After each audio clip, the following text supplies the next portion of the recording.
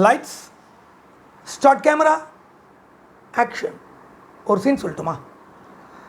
இந்த சீனில் வரக்கூடிய 2 கதாபாத்திரங்கள், ரெண்டும் ஏற்கனவே ஒரு சில எபிசோடுக்கு முன்னாடி நம்ம பார்த்த கதாபாத்திரங்கள் தான். அந்த கிராமத்தில் இருக்கக்கூடிய பள்ளியில் படிக்கக்கூடிய ஒரு அண்ணன், ஒரு தங்கை, இவர்களுடைய காட்சியை பற்றி தான் நான் இப்போ சொல்ல போகிறேன். இவர்களுடைய வீடு, இப்போ அவங்க வீட்டில் என்ன நடக்குது அப்படிங்கிறத சீனில் பார்ப்போமா? எஸ். அதிகாலை நேரம் 5 மணி. ஒரு அப்பா தனக்கு தேவையான உபகரணங்களை எடுத்துகிட்டு, எந்த கலப்பை போன்ற உபகரணங்களை எடுத்துகிட்டு விவசாயத்துக்காக கிளம்பிட்டுருக்கார். அதே நேரத்தில் அந்த 8வது படிக்கக்கூடிய அண்ணன் புத்தகத்தை வைத்துக்கொண்டு தடுமாறி கொண்டிருக்கிறான்.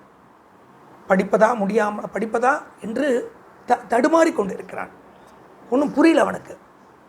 காரணம், அது பரீட்சை நேரம். இப்பொழுது சின்னவளே எந்திரிச்சுக்கம்மா அப்படின்னு சொல்லி அவங்க அப்பா ஒரு குரல் கொடுத்துட்டே போகிறார். இப்போ சின்னவ, அதாவது அந்த குழந்தை போர்வையிலேருந்து அப்படி மெல்லமாக பார்க்குறா.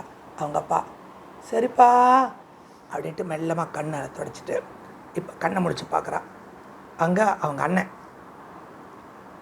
புத்தகத்தை கையில் வச்சுட்டு கீழே போடுறான். மறுபடியும் புக் எடுக்கிறான், முன்ன பின்ன நடக்கிறான். அவனுக்கான ஷாட்டு. இப்போ இந்த குழந்தை எந்திரிச்சு கிட்டே போய் அண்ணங்கிட்ட, என்னண்ணா பிரச்சனை அப்படின்னு. இல்லை பாப்பா, பரீட்சை வந்தாச்சு, அடுத்த வாரம் பரீட்சை, எப்படி நான் பாஸ் பண்ண போகிறேன்னு தெரியல, நிறைய படிக்க வேண்டிய பாடங்கள் நிறையா இருக்குது பாப்பா, பாரு இவ்வளோ பெரிய புத்தகம், நான் எப்படி இந்த சுமையை தாங்க போகிறேன்னு தெரியல, எப்படி இன்னும் ஒரு வாரத்துக்குள்ளே இவ்வளோ பாட புத்தகங்களை படித்து நான் எப்படி பாஸ் பண்ணுவேன்னு தெரியலையே பாப்பா அப்படின்னு சொல்கிறான்.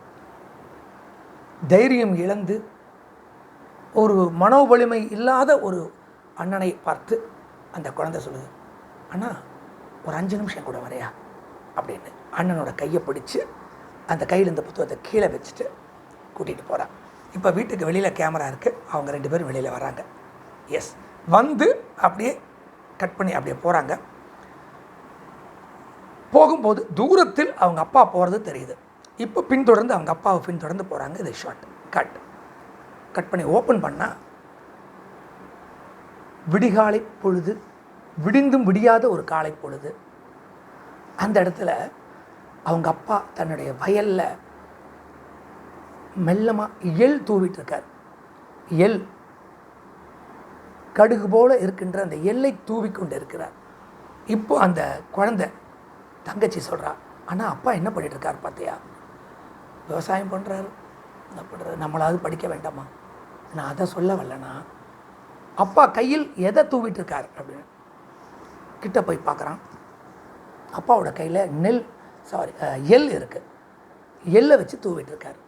ஆனால் இந்த எள் மண்ணில் புதைகின்ற பொழுது அப்பா கலப்பையை வச்சு எல்லாம் பண்ணதுக்கப்புறம் பார்த்தீங்கன்னா கிட்டத்தட்ட ஒரு 1/2 அடி ஆழத்திற்குள்ளே இருக்கக்கூடிய அந்த எள் தன்னம்பிக்கையோடு துளிர்விட்டு மேலே வர முடியும் என்பது சாத்தியமானால், நீ என்ன இன்னும் ஒரு வாரத்தில் இவ்வளோ புக்கை படிக்க முடியாது, உனக்குள்ளே ஒரு தன்னம்பிக்கையை வளர்த்துக்கணா, கண்டிப்பாக நீ பாஸ் பண்ணிடுவேண்ணா, இவ்வளோ காலம் நல்லா தானே படிச்சிருக்கேன், பரிப்பு கொடுத்த பயம் வேண்டாம், பரீட்சை கொடுத்த ஒரு அச்சம் வேண்டாம் அப்படின்னு அந்த குழந்தை சொன்னோன்னே அவனுக்கு அந்த பயம் போயிடுச்சு.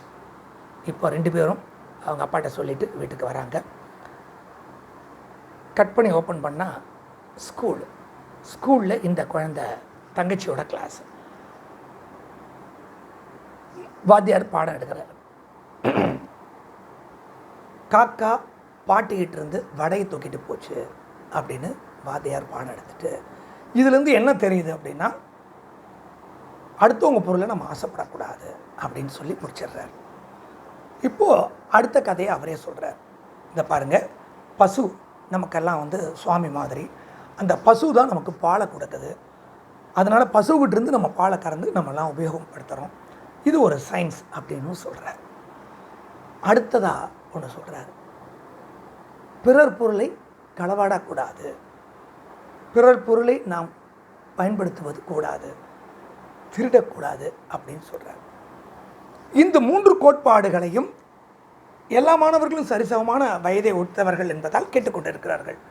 நம்மளுடைய அந்த கதாநாயகி அல்லவா, இந்த சீனுடைய நாயகி அல்லவா, அந்த குழந்தை அவள் கேட்குறா, சார் எனக்கு ஒரு சின்ன சந்தேகம். என்னம்மா சந்தேகம் சொல்லு. இப்போ வாத்தியாரோட பாயிண்ட் ஆஃப் வியூ அந்த குழந்தை கேட்குறான். சார் முதல் கதையில் நீங்கள் சொன்னீங்க பாட்டி வடை சுட்டாங்க, காக்கா திருடிட்டு போச்சுன்னு சொல்கிறீங்க. ரெண்டாவது கதையில் நீங்கள் சொல்கிறீங்க மாடு பால் கொடுத்துச்சுன்னு சொல்கிறீங்க. இது எப்படி சார்? காக்கா எடுத்ததுன்னு சொல்ல காக்கா திருடிட்டு போச்சுன்னு சொல்கிறீங்க. மாட்டோட மடியிலேருந்து பாலை நம்ம தான் கறக்கிறோம், அதுவும் ஒரு வகையில் திருட்டு தான். ஆனால் பசு மாடு பாலை கொடுக்கறதுன்னு சொல்கிறீங்க. எப்படி சார்?